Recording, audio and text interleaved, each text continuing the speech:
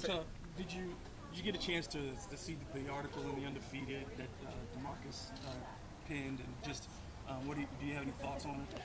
Well, I don't really talk about free agency, but the bottom line is that obviously we'd like to have him back on our team. Anyone that thinks you're better having a guy that averaged 26 and 13 not on your team is really kind of not in tune to what it takes to win in this league. So there's just so many factors that enter into it, but there's not one single person, player, coach, or in the basketball ops department or ownership that doesn't want him back. Do you think people forget how good you all were right when he got hurt because Yeah, of COVID at the end of the season? everyone seemed to not realize that we had just beaten Houston, and I think we won 8 out of 10 games. So, in that situation right there, we won at Boston, and then we came home, and later on we had beaten Houston. So we were also pretty good with them too. At the end of the season, you talked about that gap between Golden State, Houston, and the other teams in the league, and how you still felt you needed to close that gap. Is watching this Western Conference Series kind of just reinforcing some of those things and just helping you guys streamline what you want to add to the table? Telling me there might be a gap between those two too. So they're two great teams. And I think that our situation there was that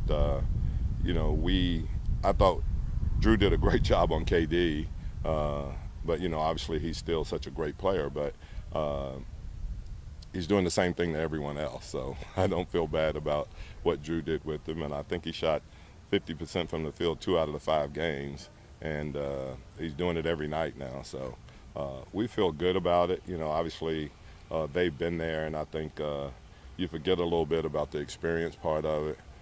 Just like I chuckle when everybody says, boy, Steph is really struggling, and I don't know, he can't find his shot or whatever, and he's not struggling. He might miss shots, but I wouldn't call it struggling. As you see last night, the results of what happens when they get locked in. And I think people don't give them nearly the credit for the length that they have. So they're very good at disrupting what you try to do offensively, and they're very good at adjusting to what happens game by game. And as I said in the playoffs, every game is just its own entity. You lose by 22 and win by 41. That tells me that every single game is its own entity, and you got to make the adjustments within games of what's going on in that particular game, and not look at it so broad as a whole series. Are you convinced that he will make a 100% recovery, Cousins?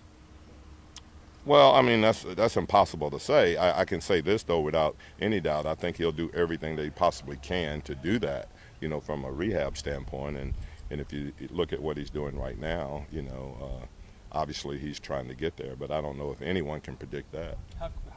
The question becomes, how fair can you be to both sides, knowing his injury? You want to have him back, but you also want to be fair to the franchise. That's not in my job description.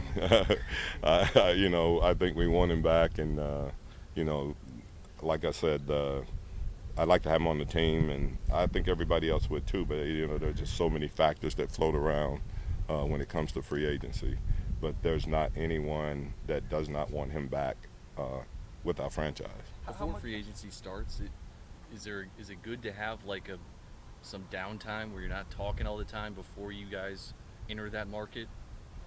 I think there is anyway, so, I mean, what we do is that we meet and we sit down, and obviously we try to formulate a situation, what we're going to try to do or need, or, where we're going to try to direct everything, and then we go from there. But, it's just, I don't think anyone realizes how many factors and everything that goes on in the free agency thing, and you can have every bit of the intentions of what you have, but that still doesn't mean that it works out sometimes. You've had basically four different teams almost since you arrived here over 3 seasons. Now you're finally getting to go into an offseason with some sense of stability, knowing that you have a good chunk of your core in place.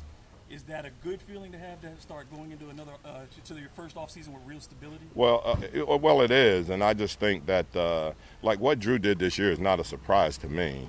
You know, it's just a situation where he was in a really good place from the standpoint of, you know, health-wise for him, health-wise for his family, which was even more important, and just being able to play in a situation that we thought that he was going to be best in anyway. I think no one helped him more than Rondo, but he also helped himself by just, you know, being the player that we all anticipated that he would be when I got here. I mean. I guess with all the talk about Boogie, I mean, does bringing someone back like Rondo or someone similar to Rondo become that much more important for someone like Drew and just the rest of the team and the way he was able to orchestrate things? Well, we like our team. Like I said, we like the way we finish. You know, I mean, basically, you know, we had to win 5 games to get in, and any one of those games that had been a loss, we probably would not have made it because of all the tiebreak situations. So we like our team, and obviously our goal is to try to, you know, bring back that team intact as much as we possibly can. But we'll have to see what happened there, obviously. Last thing, AD finalist for MVP and Defensive Player of the Year. That's obviously a rare achievement. Can you just talk about again? It seems like he gets lost in these conversations a lot, but just.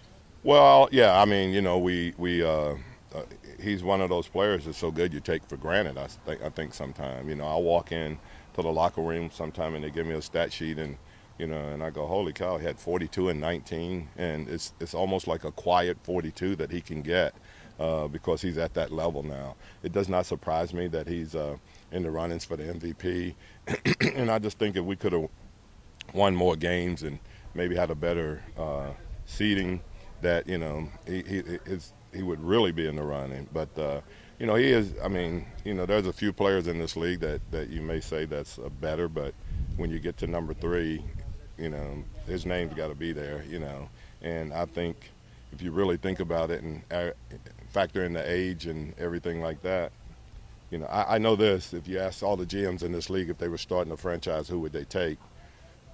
I think his name would be right at the top of the list. I can ask one more question. How's your golf game? It's awful. You know, they fire coaches that are good golfers, so I'm trying to remain, you know, 20 handicap or whatever. So that's it. I love playing. You know, I'm not very good at it though. Thanks, guys.